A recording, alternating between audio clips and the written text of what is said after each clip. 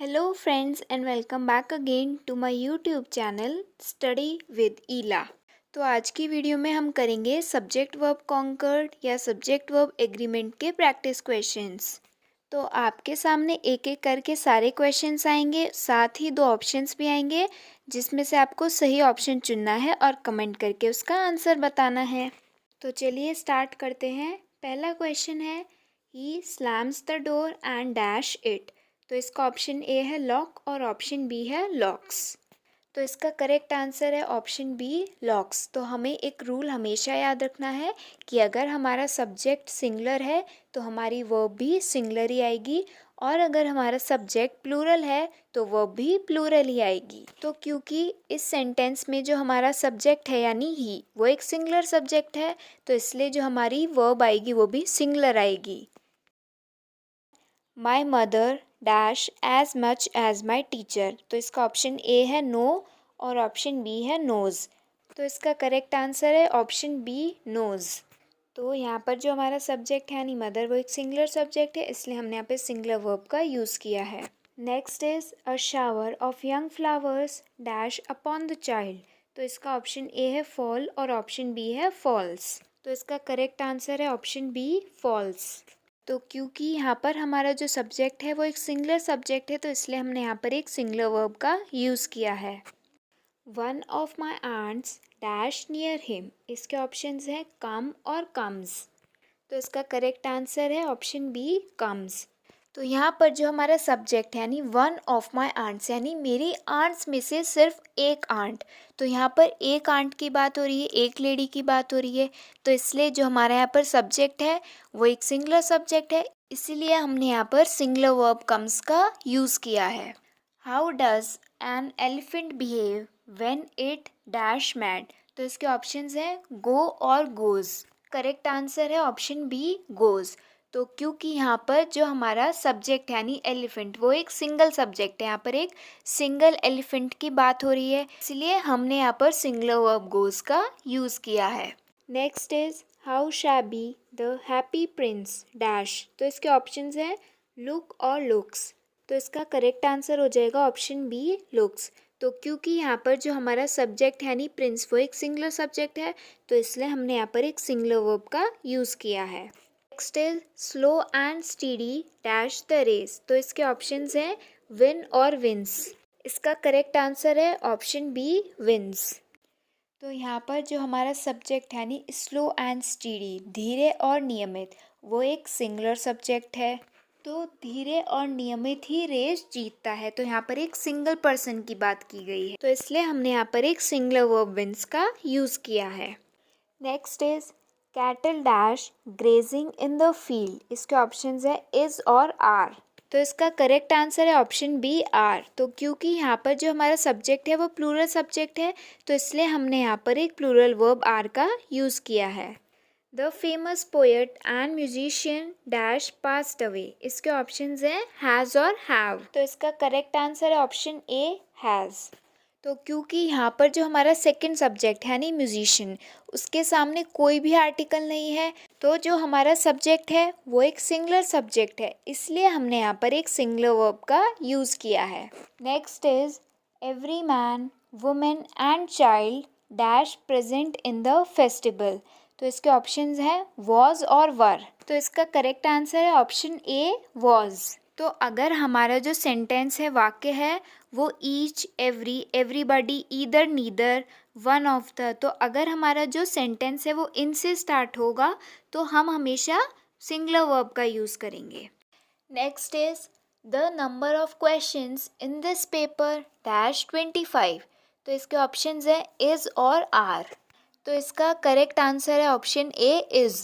तो अगर हमारे क्वेश्चन में या सेंटेंस में कोई particular distance time amount weight या फिर नंबर दिया हुआ है तो हम हमेशा सिंगुलर वर्ब का ही यूज़ करेंगे। The tallest of the 6 boys dash to meet me daily. तो इसके ऑप्शंस हैं कम और कम्स।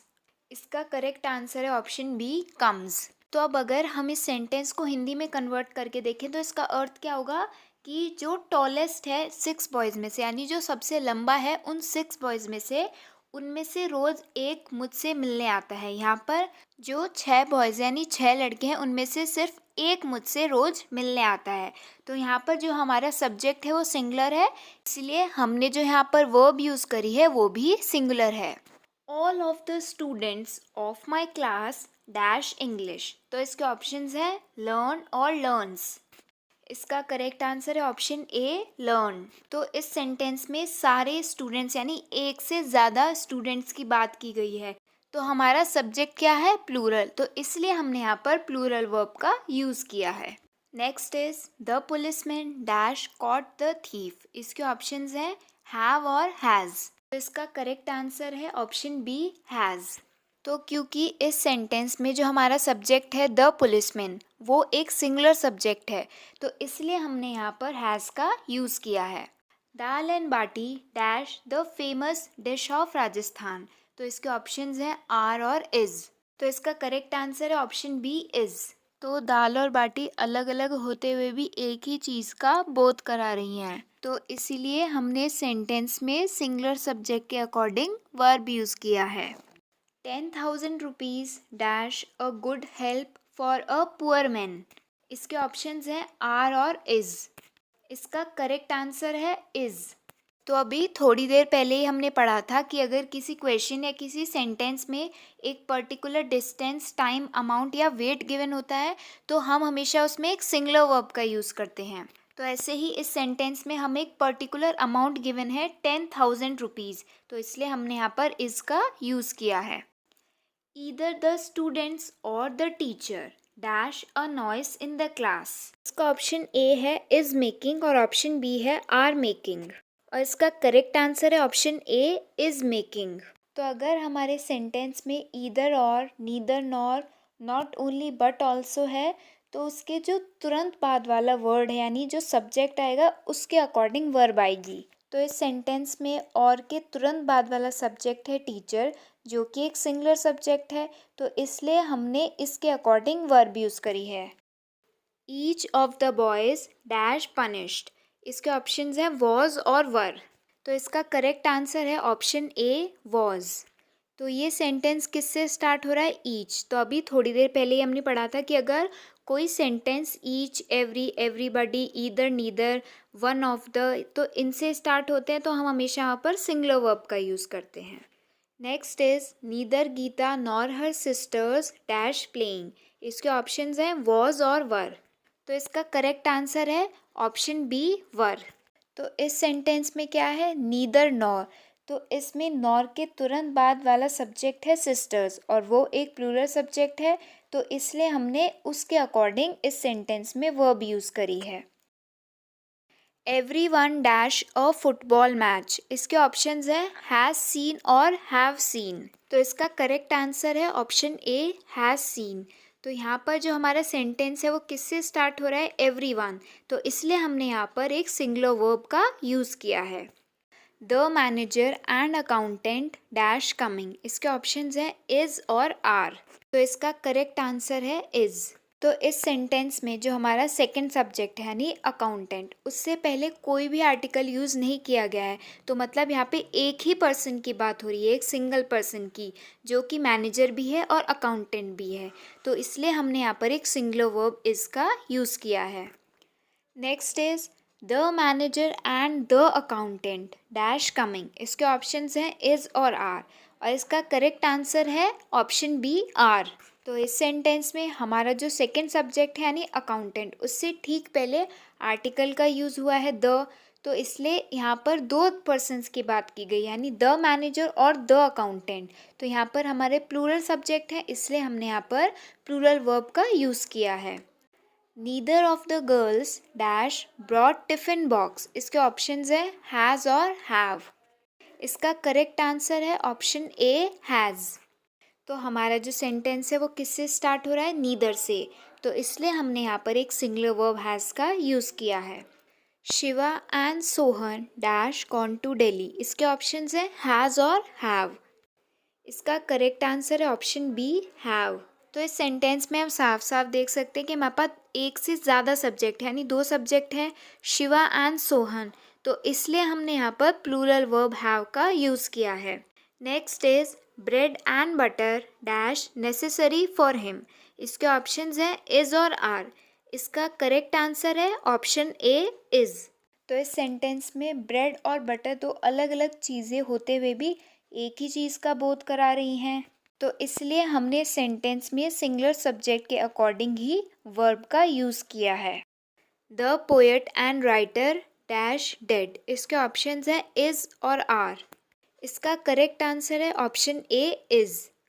तो इस सेंटेंस में भी जो हमारा सब्जेक्ट है यानी द पोएट एंड राइटर, वो एक सिंगल पर्सन की बात हो रही है, तो इसलिए हमने यहाँ पर एक सिंगुलर वर्ब इसका यूज़ किया है।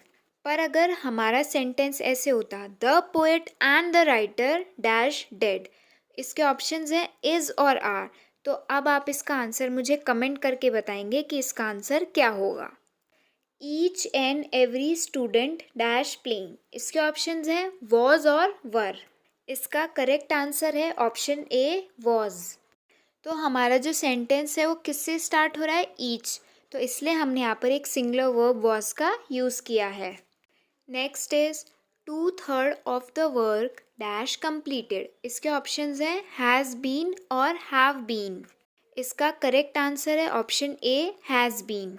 तो क्योंकि इस सेंटेंस में हमें एक पर्टिकुलर नंबर दी हुई है 2/3, तो इसलिए हमने यहाँ पर एक सिंगुलर वर्ब हैज़ बीन का यूज़ किया है। Next is physics dash a difficult subject. इसके ऑप्शंस है इज़ और आर। तो इसका करेक्ट आंसर है ऑप्शन ए इज़। तो अगर किसी सब्जेक्ट की बात हो रही हो जैसे फिजिक्स, मैथमेटिक्स, इकोनॉमिक्स, सिविक्स, या किसी न्यूज़ की या वेजेस की या बिलियर्ड्स की, तो हम हमेशा वहाँ पर सिंगुलर वर्ब का यूज़ करेंगे। The United states of America dash a strong army. इसके ऑप्शंस हैं हैज़ और हैव। इसका करेक्ट आंसर है ऑप्शन ए हैज़। तो क्योंकि the United states of America ये एक कंट्री है, मतलब यहाँ पर एक कंट्री की बात हो रही है, ये एक सिंगुलर सब्जेक्ट है, तो इसलिए हमने यहाँ पर सिंगुलर वर्ब हैज़ का यूज़ किया है। Next is 5 weeks dash a long time. इसके ऑप्शंस हैं इज़ और आर। तो इसका करेक्ट आंसर है ऑप्शन ए इज़। तो इस सेंटेंस में भी हमें एक पर्टिकुलर टाइम बताया हुआ है 5 वीक्स, यानी 5 हफ्ते एक लंबा समय होता है, तो इसलिए हमने यहाँ पर सिंगुलर वर्ब इज़ का यूज़ किया है। Roshan and Roshni dash singing in the room. इसके ऑप्शंस हैं आर और इज़। तो इसका करेक्ट आंसर है ऑप्शन ए आर। तो इस सेंटेंस में तो हमें साफ साफ पता ही चल रहा है कि यहाँ पर एक से ज़्यादा व्यक्तियों की बात की गई है। रोशन एंड रोशनी यानी 2 व्यक्ति, तो प्लूरल सब्जेक्ट, तो इसलिए हमने यहाँ पर प्लूरल वर्ब आर का यूज़ किया है। Gita as well as Anita and Babita dash coming. तो इसके ऑप्शंस हैं आर और इज़, और इसका करेक्ट आंसर है ऑप्शन बी इज़।